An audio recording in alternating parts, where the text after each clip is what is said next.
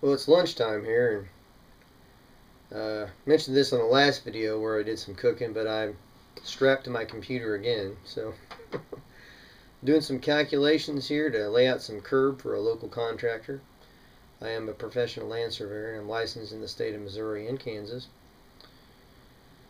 And the other day, I had an opportunity, a gentleman who allows me to hunt on his property. He was heading out the door to work one day, and he happened to find himself a button buck laying on his property that he hadn't seen there the night before coming home from work. So it was pretty fresh. It was a roadkill, and so he gave me a shout and said, "Hey, you want to come out and take a look at this?" So I did, and it smelled fine, and went through all my usual precautionary measures of checking it out, and everything was fine. So I went ahead and took him home, and of course after I contacted our local conservation agent. Sometimes I do that by phone, sometimes I do that by email, and it is a very good idea to have a good relationship with your conservation department. Get to know your agent or agents, depending on how many you have in your area. We actually have two now. For many years we had one, and we have an assistant or somebody, I think, perhaps who might be being groomed for to take over that position. But maybe it is an assistant. Maybe they're going to be working together. So time will tell. We'll see what happens there.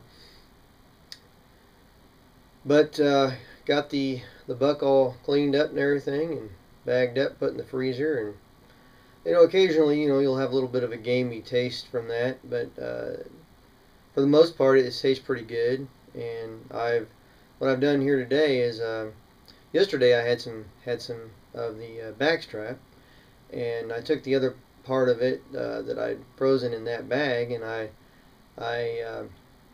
put it in some balsamic vinaigrette and marinated it. So I'm going to try that today here, and so that's what you're going to see me cooking here for lunch. Before I head up there to lunch, I thought I'd show you a quick screenshot of my Facebook page that is a complement to this channel, where I put a lot of trail cam pics and other hunting and fishing pics. So I'll go ahead and show you that now.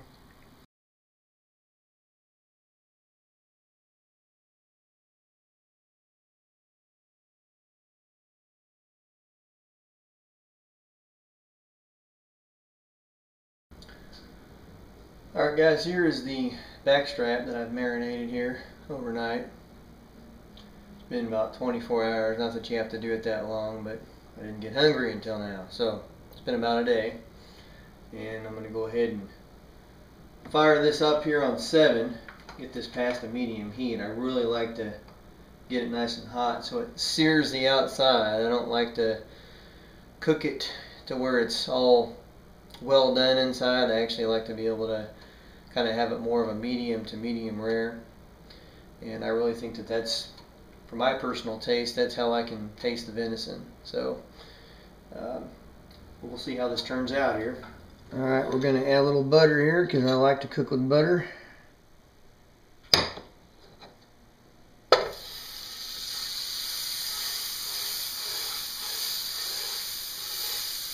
Get that spread around there real good.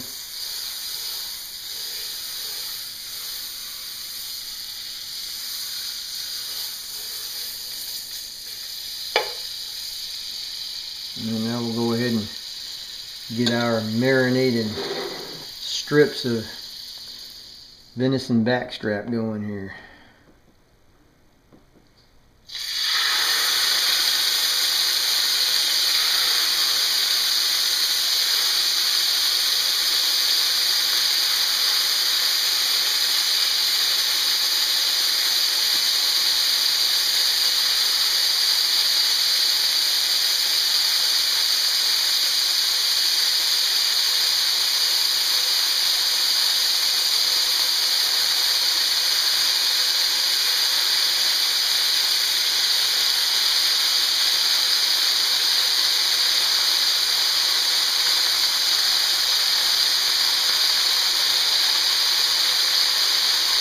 Looks like a pretty good sized lunch, huh? I'll set the timer for a minute. Should be enough for my taste.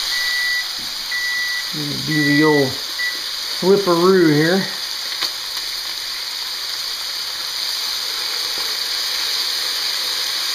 Some of these I might flip over one more time, just kind of depends.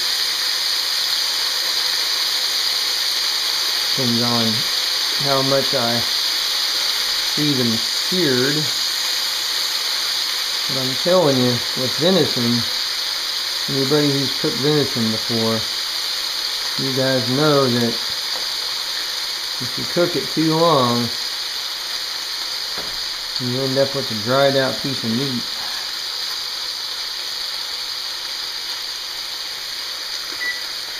Hit the timer again.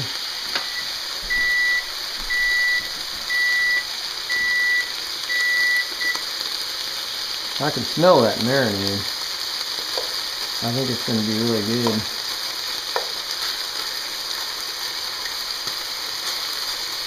That guy looks like he's done. I'll get some of these a little bit more seared on some of these. Might pick up the pan and rock it a little bit here and get some of those juices flowing around. The snowman's falling over on me here. Just kind of watch him here without the aid of the timer.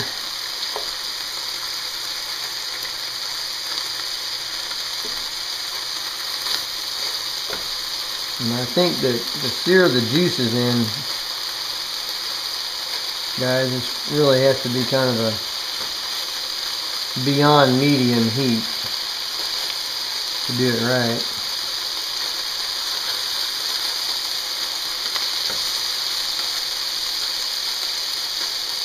Is your mouth watering? Raise your hand if you're eating at McDonald's for lunch. Because I'm going to make you wish you were sitting around the campfire at your hunting camp.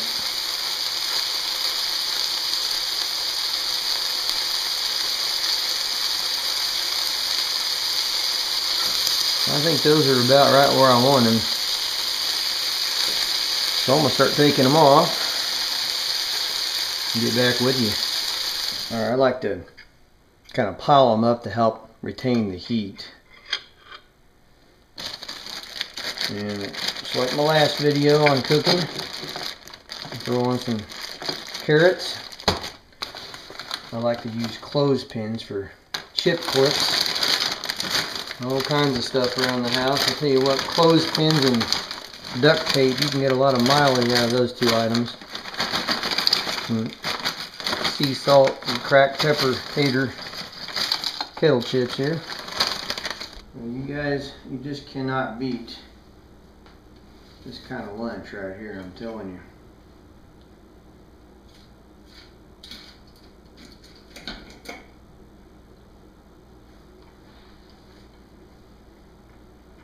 I'll tell you what, with that marinade, it almost tastes a little bit like I'm eating stir fry. You know, the meat that comes in the stir fry. Got my trusty subscription to Missouri Game and Fish I'm going to read here at lunch.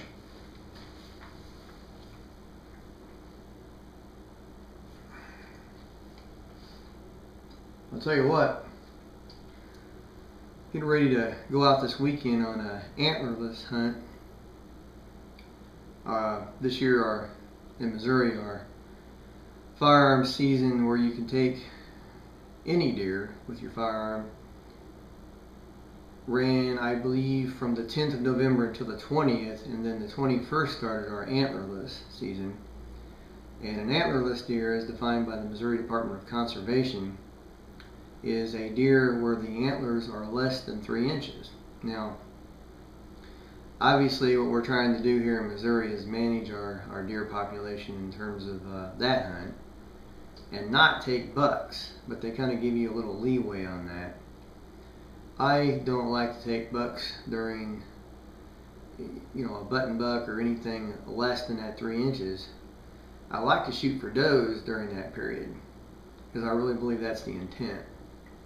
And another thing about Missouri too, the last handful of years, plus or minus, we've been under an antler point restriction, and I think that's really making a difference in the areas of our state where that restriction has been applied. It's making a big difference in the size of deer, the quality of deer hunting that is being experienced in those areas.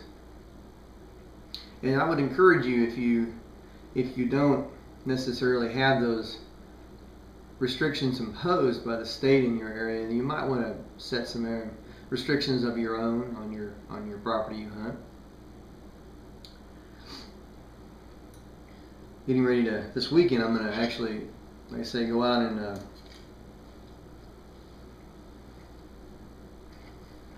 I'm looking forward to it. I always look forward to going hunting, but the thing is I looked at the weather, and Saturday and Sunday we're talking mid-60s, lower 70s. Thankfully they're looking at light south winds. But man, I mean, that's like an early season hunt to this man.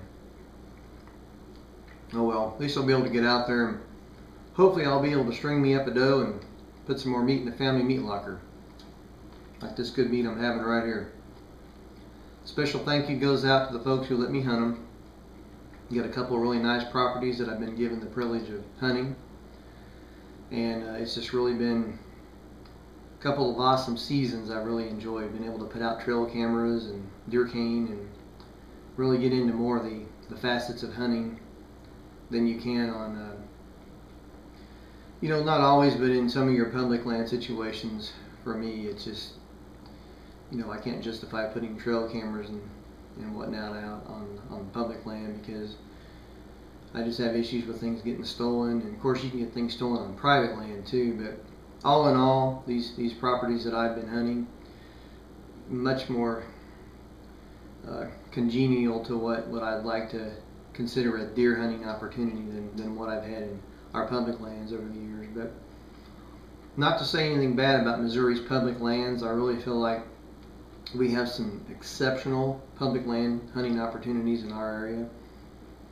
I would actually like to see more of the firearms opportunities in my part of the state go up a little bit for public land, although you've got some opportunities within an hour drive, so you really can't knock that. Well, anyway, I'll get out on my lunch here before it gets nice and cold. So until next time, guys, happy hunting to you.